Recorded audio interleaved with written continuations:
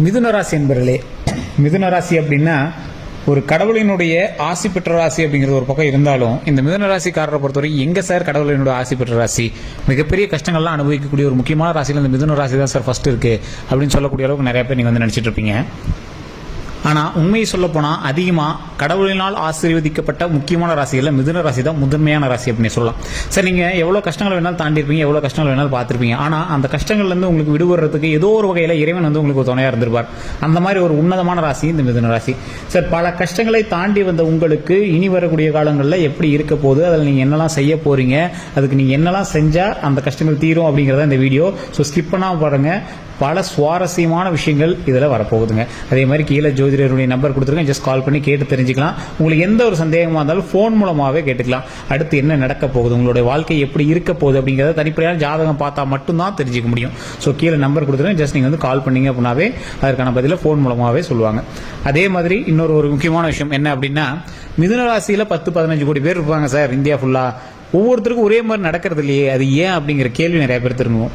இதை நான் தெளிவாக சொல்கிறேன், கேட்டுக்கோங்க.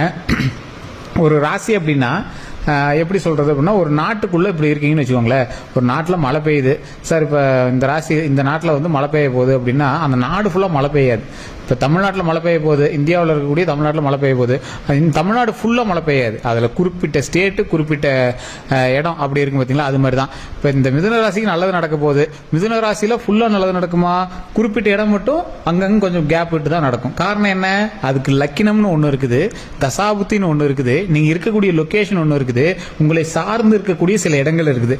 அந்த மழை பெய்யும் போது பக்கத்தில் வந்து பார்த்தீங்கன்னா மவுண்டைன் ஏரியாஸுக்கு அதிகமாக மழை பெய்யும், அதே பக்கத்தில் ஏதாவது இண்டஸ்ட்ரீஸ் அந்த மாதிரி இருந்துச்சுன்னா அங்கெல்லாம் கம்மியாக மழை பெய்யும். ஸோ அது மாதிரி உங்களை சுற்றி இருக்கக்கூடிய ராசிகள், உங்களோட வீட்டில் இருக்கக்கூடிய இன்னும் வலுவான ராசிகள், கொஞ்சம் வீக்னஸான ராசிகள்லாம் உங்களையும் சின்ன சின்ன அட்டாக் பண்ணத்தான் செய்யும். அதுக்கு தகுந்தாற் போல தான் உங்களுடைய ராசி வந்து செயல்படும். உங்களுக்கு நல்ல நேரமாகவே இருந்தாலும் கூட உங்களுடைய கூட இருக்கவங்க, உங்களோட மகனுக்கோ மகளுக்கோ, உங்களோட வீட்டில் இருக்கீங்களோ, உங்களோட தாய் தந்தையருக்கோ, உங்களோட மனைவி கணவனுக்கோ, இவங்கெல்லாம் எப்படி இருக்குன்னு பாருங்க. அதை பொறுத்தும் உங்களுக்கு வந்து சின்ன சின்ன ஆப்ளிகேஷன்ஸ் இருக்க தான் செய்யும். அதை பொறுத்தும் உங்களோட நல்ல விஷயங்கள் வந்து ஆல்டர் பண்ணி கூட கொடுக்க தான் செய்யுங்க. இதை வந்து நீங்கள் தனிப்படையான ஜோதிடம் பார்க்கணும். தனிப்படையான ஜோதிடம் பார்க்கும்போது கூட இருக்கவங்க உங்கள் ஃபேமிலியோட ஜோதிடத்தையும் பார்க்கணும். அப்படி பார்த்தா மட்டும் தான் இதை வந்து சரி பண்ண முடியும். சரி சார், இப்போ இந்த மழை பெய்யும் அப்படிங்கிறது தெரியுது இல்லை, இந்த ராசியில் நல்லது நடக்குங்கிறது தெரியுது இல்லை, அது என்ன நல்லது, அந்த நல்லதை எப்படி வந்து கரெக்டாக அந்த ஏரியாவை கொண்டு வருது, உங்களுக்கு எப்படி அந்த நல்லதை கொண்டு வருது, அதே மாதிரி அந்த நல்லது கிடைக்கணும், சிலருக்கு வந்து கிடைக்கல அப்படின்னா அதை எப்படி வந்து வாங்குறது அப்படிங்கிறத அந்த வீடியோ. சரிங்க, சுற்றி வச்சு பேசல, எந்த விஷயத்தில் நீங்கள் ஜாக்கிரதையாக இருக்கணும், எந்த விஷயம் உங்களுக்கு கிடைக்க போகுது அப்படிங்கிறத நான் தெளிவாக சொல்கிறேன், கேட்டுக்கோங்க. சார் இந்த மிதுன ராசியை பொறுத்த வரைக்கும் கல்வி ரீதியான விஷயங்களுக்கு எந்த ஒரு தடைகளும் கிடையாது, நல்ல ஒரு வலுவான ஒரு விஷயம் தான். ஸோ கல்வி ரீதியாக எந்த ஒரு விஷயமும் பார்த்தீங்க அப்படின்னாலும் ஜோதிடத்தை நம்பிட்டு நீங்கள் உட்காந்துருக்கு தேவையில்ல, ஆட்டோமேட்டிக்காக நன்மையாகவே நடக்கும். அதே மாதிரி இடமாற்றத்துக்கான அதிக வாய்ப்புகள் நிறையா இருக்குது. அதே மாதிரி கல்வி சம்மந்தப்பட்ட விஷயங்களை நீங்கள் நிறைய இது பண்ணிட்டு இருக்கீங்க அப்படின்னா அதிக செலவுகளை கொஞ்சம் பார்த்து பண்ணுங்கள். ஏதாவது ஒரு இடமாற்றம் இருக்குது அப்படின்னா இருக்கிற வேலையை விட்டுட்டு அதுக்கு போகாதீங்க, அது கன்ஃபார்ம் பண்ணிட்டு அதுக்கு அடுத்தது போங்க. ஸோ டக்குன்னு கொடுக்குறாங்க வேலை இருக்குது அப்படிங்கிறதுனால டக்குன்னு ஏதாவது வேலையை வந்து உதாசீனப்படுத்திட்டு போட வேண்டாம். அடுத்தது சார் இது எல்லாம் ஓகே, கல்வி ரீதியான விஷயங்களுக்கு ஓகே. உடல் ரீதியான விஷயங்கள் ரொம்ப கொஞ்சம் கஷ்டமாக இருக்குது சார். உடல் ரீதியான விஷயங்கள் அதிக மருத்துவ செலவுகள் வச்சுட்டு இருக்கு, இதெல்லாம் என்ன பண்ணுறதுனே தெரியல. கடன் ரீதியான விஷயங்கள் ரொம்ப இதாக இருக்குது. இந்த ரெண்டு விஷயங்கள் வந்து கொஞ்சம் ஊற்றிட்டே இருக்கக்கூடிய விஷயங்கள் இந்த மிதுன ராசிக்கு கடந்த காலகட்டங்களில் அப்படின்னே சொல்லலாம்.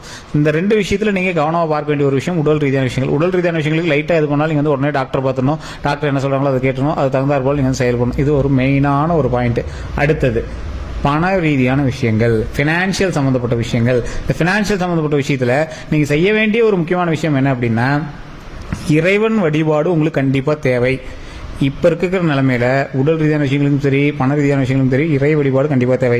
அதுலேயும் இந்த பண ரீதியான விஷயங்கள்லாம் ரொம்ப நீங்கள் பார்த்து பண்ணணும். என்னதான் நீங்கள் கடவுளை கும்பிட்டீங்க அப்படின்னாலும் விதியின் பால் சின்ன சின்ன பண விரயங்கள்லாம் உங்களுக்கு இருக்குது அப்படிங்கிற பட்சத்தில் அதை சரி பண்ணிக்கோங்க. அது கொஞ்சம் சுப விரயமாக இருந்துச்சுன்னா பரவாயில்ல தான், ஒன்றும் பிரச்சனை கிடையாது. இப்போ திருமணம் நடக்குது அதுக்கு செலவு பண்ணுறீங்க, சூப்பர். குழந்தை பிறகுது அதுக்கு செலவு பண்ணுறீங்க, சூப்பர். இதுனா ஓகே தான். மருத்துவ ரீதியான விஷயங்கள்லாம் இருக்குது அப்படின்னா அது கொஞ்சம் பார்த்து பக்குவமாக நடந்துக்கிற அளவுக்கு இருக்கணும். அதுக்கு நீங்கள் பண்ண வேண்டியது குலதெய்வ வழிபாடு. உங்களுக்கு வந்து கொஞ்சம் பணம் வந்து செலவு அப்படிங்கிறது தெரிஞ்சிச்சு மிதுன ராசிக்கு, அது சுப செலவாக இருக்கணும் அப்படிங்கிறத கடவுள்கிட்ட நீங்கள் போய் பிரார்த்தனை பண்ணிக்கோங்க. அதுதான் இதுதான் வந்து முக்கியமாக நான் சொல்கிறது. சிலருக்குலாம் ஜாதகம் பார்த்துட்டு உடனே பரிகாரம் பண்ணால் சரியாக போயிடும், அதெல்லாம் கிடையாதுங்க. தெளிவாக புரிஞ்சுக்கோங்க. உங்களுக்கு ஒரு பண விரயம் இருக்குது அப்படின்னா அது சுப விரயமாக ஆகும்னு கடவுள்கிட்ட வேண்டிக்கோங்க, அவ்வளோதான். சுபமாக இப்போ ஒரு விஷயம் வந்து பணம் வந்து இப்போ ஒரு 2-3 லட்சம் செலவு பண்ணணும் அப்படிங்கன்னா வீடு கட்டி அதுக்கு ஏதாவது ஒரு முக்கியமான விஷயம் பண்ணுறோம், அது சுப செலவாக மாறிடுதில்ல. வீட்டுக்கு வந்து ஏதாவது ஒரு பொருள் வாங்குகிறோம், கார் வாங்குகிறோம், இது ஒரு சுப செலவாக மாறிடுதில்ல. அந்த மாதிரி வந்து ஒரு சுப செலவாக மாறிடணும் அப்படின்னு கடவுள்கிட்ட வேண்டிக்கும், அதுதான் நல்லது. ஸோ அந்த மாதிரி விஷயங்கள் தான் பண்ண முடியும். உடனே வந்து அதை அப்படியே டேர்ன் பண்ணி வைக்கிறதுக்கு இது ஒன்றும் ரேடியோ இது இல்லைங்க. ஸோ அதனால் அதை தெளிவாக தெரிஞ்சுக்கணும். அந்த சுப செலவாக மாற்றணும் அப்படிங்கிறதுக்கு நீங்கள் வணங்க வேண்டிய தெய்வம் தான் திருப்பதி ஏழுமலையான். சார், திருப்பதி ஏழுமலையான் பணத்தை கொடுக்கறதுக்கு மட்டும் தான் உதவுவார், அதை சுப செலவாக பண்ணுறதுல எப்படி உதவுவார்? தெளிவாக ஒன்று தெரிஞ்சுக்கணுங்க. எல்லா கடவுள்கிட்டையுமே போய் எதுனாலும் மற்றவனுக்கு இதை பண்ணு அதை பண்ணுன்னு வேண்டுவாங்க. ஆனால் திருப்பதி ஏழுமலையான்ட்டையும் சரி, பெருமாளுடைய எந்த ஒரு அவதாரமாக இருந்தாலும் சரி, அந்த கடவுள்கிட்ட போய் என்ன வேண்டுவாங்க அப்படின்னா நல்லா இருக்கணும், செல்வம் பெருகணும், இந்த மாதிரி சைலண்டான விஷயங்கள் தான் வேண்டுவாங்க. ஏன்னா காத்தல், அழித்தல், அதே மாதிரி பிறப்பித்தல், இந்த 3க்கும் 3 தெய்வங்களை விட்டுருக்காங்க. அதில் இந்த காத்தல் அப்படிங்கிற ஒரு தெய்வம் திருப்பதி ஏழுமலையான் எந்த ஒரு விஷயமா இருந்தாலும் வாழ வைக்கிறதுக்கு என்ன தேவையோ அதை வந்து பண்ணுவார். இப்போ நீங்கள் வாழ்ந்துட்டு இருக்கக்கூடிய காலகட்டத்தில் உங்களுக்கு என்ன தேவை சார்? இந்த மாதிரி ஒரு சுபமான ஒரு விஷயம் தேவை, அந்த சுபமான விஷயத்தை செஞ்சு கொடு அப்படின்னு வணங்க வேண்டியது யார்கிட்ட வணங்கணும்? திருப்பதி ஏழுமலையான் தான் வணங்கணும். அதை எப்படி வணங்கணும்? திருப்பதி ஏழுமலையான் கோயிலுக்கு நீங்கள் போகிறீங்க அப்படின்னா ஓகே. இல்லை சார், வீட்லேயே தான் இருக்காங்க, தினம் தினம் அதை வழிபடணும், அதோட நன்மைகள் 100% கிடைக்கணும். அப்போனா தினம் தினம் ஓம் திருப்பதி ஏழுமலையானே போற்றி, ஓம் திருப்பதி ஏழுமலையானே போற்றி, ஓம் திருப்பதி ஏழுமலையானே போற்றி அப்படின்னு மறக்காமல் 3 டைம் தினம் தினம் சொல்லுங்கள். கமெண்ட் செக்ஷனில் இதை பதிவிடுங்க. ஓம் திருப்பதி ஏழுமலையானே போற்றி, ஓம் திருப்பதி ஏழுமலையானே போற்றி, ஓம் திருப்பதி ஏழுமலையானே போற்றி. இது வந்து விளையாட்டு கிடையாது சார். பேரை சொல்கிறதுனால என்ன வந்துட போகுது அப்படின்னு நினைப்பீங்க. ஒரு இறைவனை வணங்குவதற்கு நீங்கள் எவ்வளோ பெரிய மந்திரத்தை வேணாலும் படிங்க, அதை ஒன்றே ஒன்று தான் இருக்கும். கடவுளை வணங்கியிருப்பாங்க, இல்லைனா வாழ்த்திருப்பாங்க. இது 2 தான்.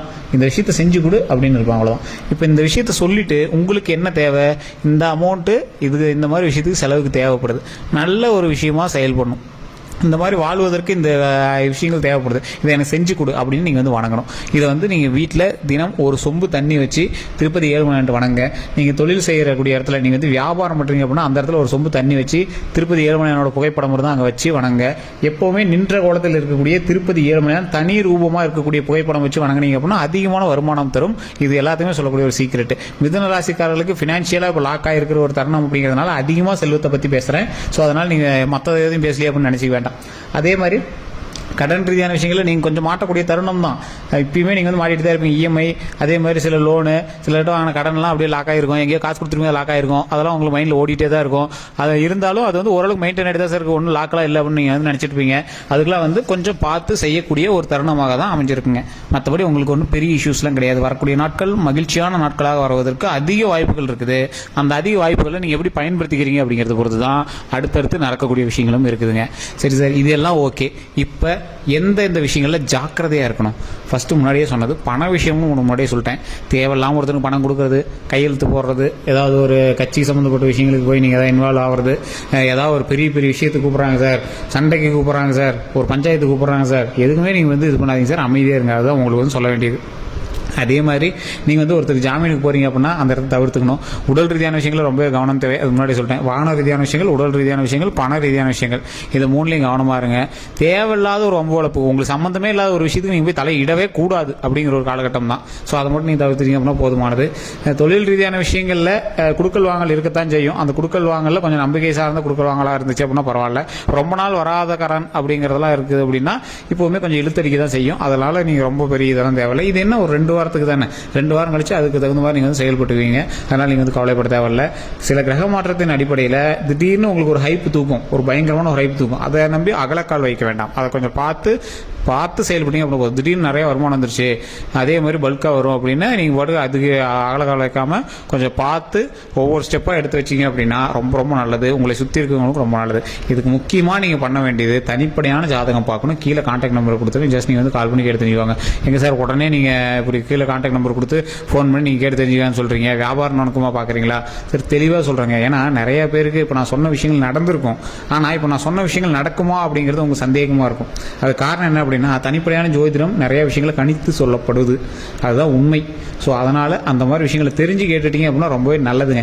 ஆக்சுவலாக நீங்கள் ஆஸ்ட்ராலஜியை சயின்ஸாக பாருங்கள். இப்போ நிறைய பேர் நீங்கள் கமெண்ட் செக்ஷனில் பார்த்துருப்பீங்க, ஆமாம் சார் இந்த விஷயம் நடந்துச்சு நடக்கலை அப்படிங்கிறது எல்லாமே அதிலே தெளிவாக சொல்லியிருப்பாங்க. நடந்த விஷயங்களை மட்டும்தான் நம்ம சொல்கிறோம்.